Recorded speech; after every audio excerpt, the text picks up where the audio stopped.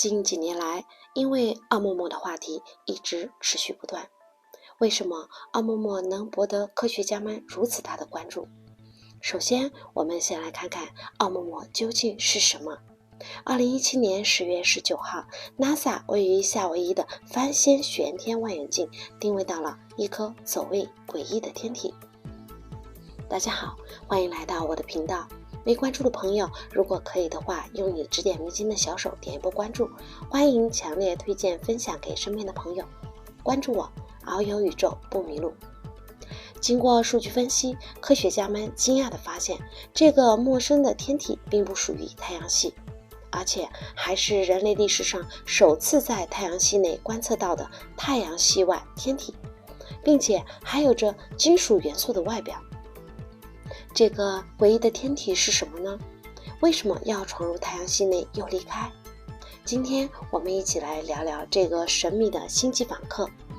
奥陌陌一开始被翻天玄天望远镜发现这颗不速之客时，它所在的位置距离地球有 0.2 个天文单位，大约是3000万公里。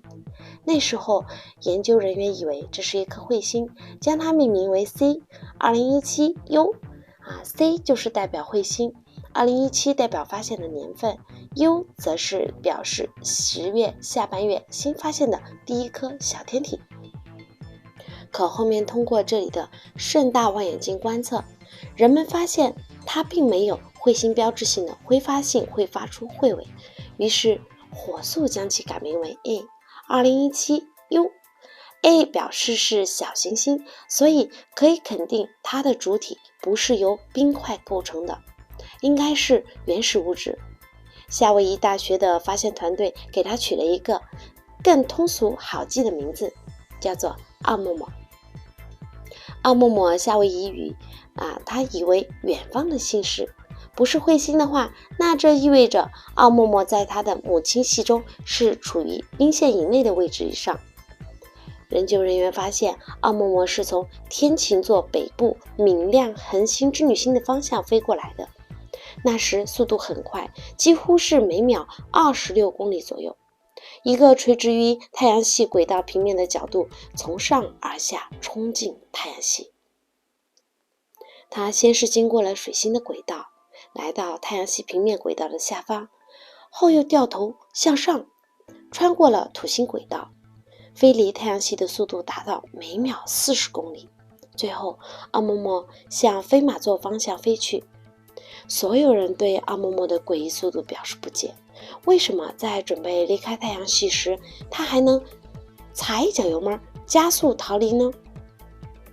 其实奥陌陌进入太阳系的速度就高过了太阳系的逃逸速度，在飞向太阳系中心飞去的过程中，随着距离不断缩短，太阳引力的影响也在变大。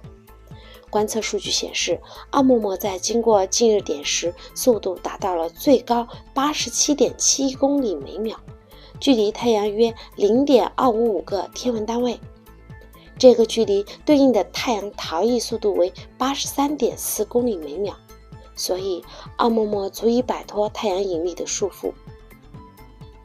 自它进入太阳系起，就注定要在太阳系中拐一个大弯，最终飞离太阳系，并且永不回头。也许它就是靠着自身需要什么的能源，然后就自行被吸引过来，当它补充足够的能量后，又自行的离开。这么看来，这个神奇的外来星际访客比太阳的引力还可怕。那么奥陌陌究竟来自哪里？天文学家们发现，奥陌陌有着偏红的颜色，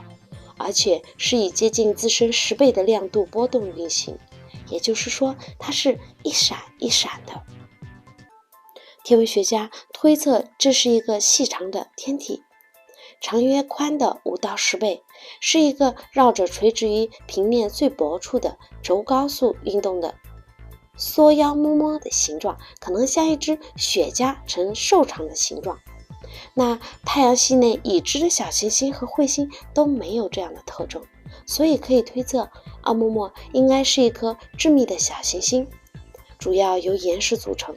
包括它金属表面的红色，可能是由数亿年的宇宙射线辐射导致。它飞来的轨道没有指向任何恒星，这说明它有可能已经在星际空间漂流了千万上亿年。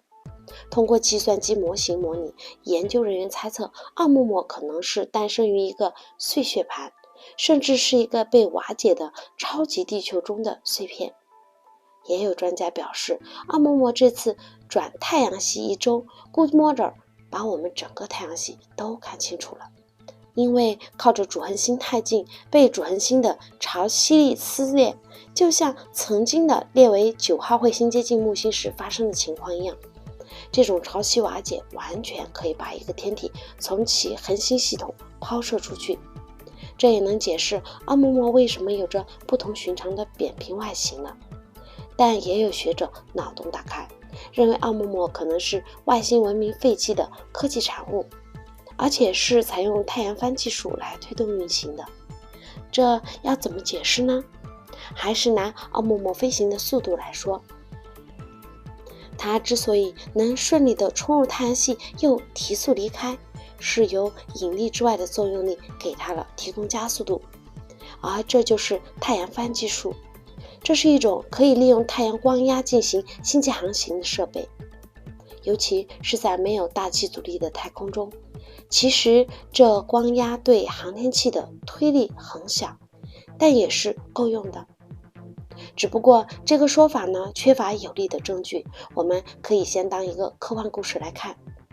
那么除了奥木莫，还有哪些星际天体闯入过我们的地球呢？继奥木之后，奥尔彗星成为第2个被确认的星际访客。它和奥木莫一样，有着不同寻常的运动轨道和速度，但奥尔伯是一颗遥远的流浪彗星，直径只有几公里。在2019年12月7号，距离太阳最近之后就远离太阳系。我们现在没有办法离开太阳系，所以对于这种外来物抱着欣喜的态度，希望透过星际访客了解很多太阳系外的世界。但我们目前的科技有限，即使是发射速度最快的探测器，也追不上奥木莫的脚步。要想去深入研究它，难度太大，只能期待以后技术成熟，研究其他星际访客。好啦，本期就分享到这里啦，欢迎强烈推荐分享给相同的天文爱好者。感恩遇见，我们下期不见不散。